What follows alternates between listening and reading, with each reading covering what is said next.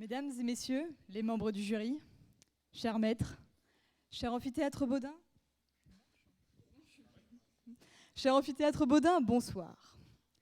Le valet doit-il être un as pour conquérir le cœur de la dame du roi?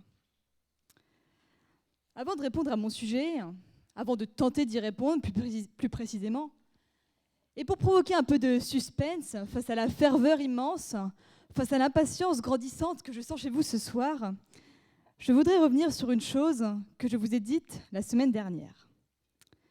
J'avais évoqué mon souhait, en participant à ce concours, d'être confronté à un sujet dépourvu de tout concept juridique, bref, un sujet divertissant. Je suis merveilleusement servie cette semaine. Je me suis en effet beaucoup amusée en préparant ce sujet, puisque j'ai cherché l'inspiration dans des parties de cartes endiablées, frénétiques, acharnées.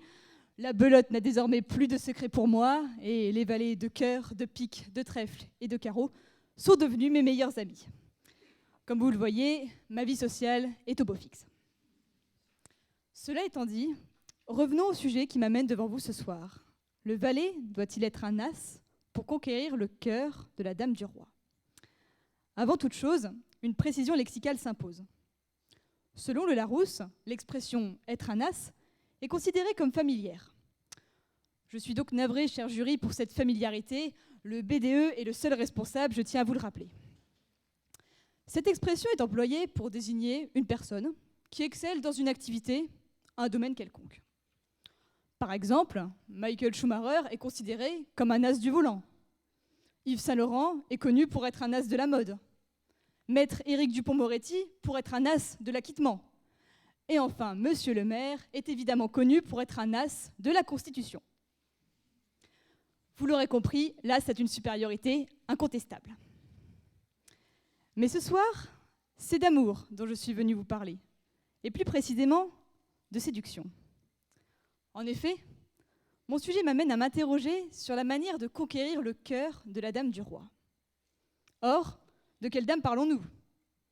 À l'évidence, aux cartes, la dame qui apparaît être la plus sentimentale, la plus encline à tomber amoureuse, la plus sensible à l'art du discours, est indubitablement la dame de cœur. Dans les jeux de cartes français, la dame de cœur, symbole de la grâce et de la beauté, n'est autre que Judith. Cependant, en approfondissant mes recherches sur ce personnage, stupeur, la dame de cœur n'était rien de la représentation romantique que je m'en fis.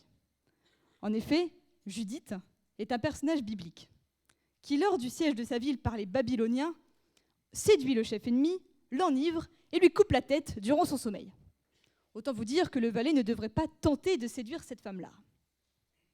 Pour autant, mis à part cette Judith, le valet semble pouvoir tester son charme sur les autres femmes. Si tant est que celui qui leur conte fleurette soit suffisamment éloquent et lyrique, beaucoup de femmes apparaissent aisées à séduire. À commencer par la première d'entre elles, Ève. Dans la Genèse, le serpent tente Ève et la conduit à croquer la pomme. Le beau discours du serpent l'amène alors à commettre le péché originel. Le serpent apparaît donc comme un as de la séduction. C'est-à-dire que le valet serait forcément un serpent, je ne serais pas si audacieuse. Tout séducteur n'est pas le diable. À présent, après cette triste histoire ayant eu lieu au Jardin d'Éden, laissez-moi vous en conter une autre. Fermez les yeux et imaginez. Nous sommes au VIe siècle, à Camelot, siège de la cour du roi Arthur et de la reine Guenièvre. Plus précisément, nous sommes autour de la table ronde, où les chevaliers se sont réunis auprès de leur roi. À la droite d'Arthur, il y a Lancelot du Lac. Chrétien de Troyes, considéré comme le père de la littérature arthurienne, décrit Lancelot comme un chevalier fidèle au roi Arthur. Cependant, ce dernier est également connu pour être tombé éperdument amoureux de la reine Guenièvre. Cette union, symbole de l'amour courtois, est née d'un coup de foudre entre les deux personnages qui les liera jusqu'à la mort. Lancelot du Lac est la clé de mon sujet. Il est la réponse à cette question qui m'obsède depuis une semaine. Pour ne pas vous faire languir davantage, je m'explique. Lancelot du Lac a été immortalisé par nos jeux de cartes français. En effet, l'as de trèfle n'est autre qu'une représentation de ce chevalier de la table ronde. Ainsi, à la question « Le valet doit-il être un as pour conquérir le cœur de la dame du roi ?» je l'affirme, il doit être l'as de trèfle, puisque Lancelot a su conquérir le cœur de la reine Guenièvre, la dame du roi Arthur.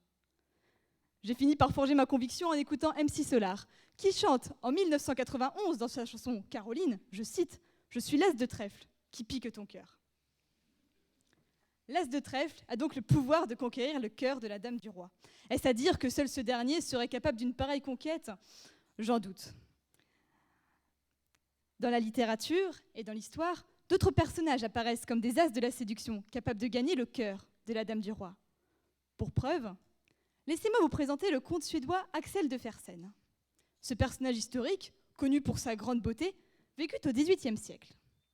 Il arrive en 1776 à la cour de France, au château de Versailles, et c'est au bal de l'Opéra, sous les lambris et les dorures, qu'il rencontre la reine Marie-Antoinette. Un coup de foudre s'opère entre les deux. Le comte de Fersen a su gagner le cœur de la dame du roi Louis XVI. Cette romance est scandaleuse, mais pour la dame du roi, le valet, qui était un as, en valait bien la peine. Pour autant, et comme le chante en 1986 Lerita Mitsuko, les histoires d'amour finissent mal, en général. L'idylle entre le comte et la reine de France demeura platonique, et la Révolution les sépara définitivement. Ainsi, le valet a beau être un as de la séduction, il n'en demeure pas moins que la fin est généralement tragique. Par exemple, Don Juan, personnage libertin, assez incontesté de la séduction, comme décrit par Molière dans sa pièce de théâtre ou par Mozart dans son opéra, finira par brûler dans les flammes de l'enfer. Autre exemple, Casanova, aventurier vénitien du XVIIIe siècle, qui fit de son nom le synonyme de la séduction, mentionne dans ses mémoires avoir eu 142 maîtresses. En dépit de ce nombre, dont il se vantait ardemment, cet as de la séduction meurt ruiné et seul dans son appartement. Vous l'aurez compris, être un as de la séduction n'apparaît pas être une position si enviable, d'autant que ces grands séducteurs n'ont jamais su garder le cœur d'une reine en particulier. Éternel insatisfait, ils recherchaient sans cesse une nouvelle reine. Et pour reprendre Molière, ce dernier fait dire à Don Juan « Les inclinations naissantes, après tout, ont des charmes inexplicables, et tout le plaisir de l'amour est dans le changement. » Je l'affirme, mesdames, méfiez-vous de ces as de la séduction, comme celui que vous pourriez rencontrer vendredi soir au gala de droit. Il a beau avoir le physique de Simon Baker, rassurez-vous, monsieur Urmand, je ne ferai aucun parallèle, il n'a sûrement que la volonté de vous charmer, sans pour autant vous donner son cœur plus d'une soirée. Je tiens à revenir sur un point que laisse sous-entendre mon sujet. Le valet doit-il être un as pour conquérir le cœur de la dame du roi ? Cette formulation laissera entendre que le valet, dès lors qu'il est un as assez assidu de la séduction, la dame tomberait obligatoirement sous son charme.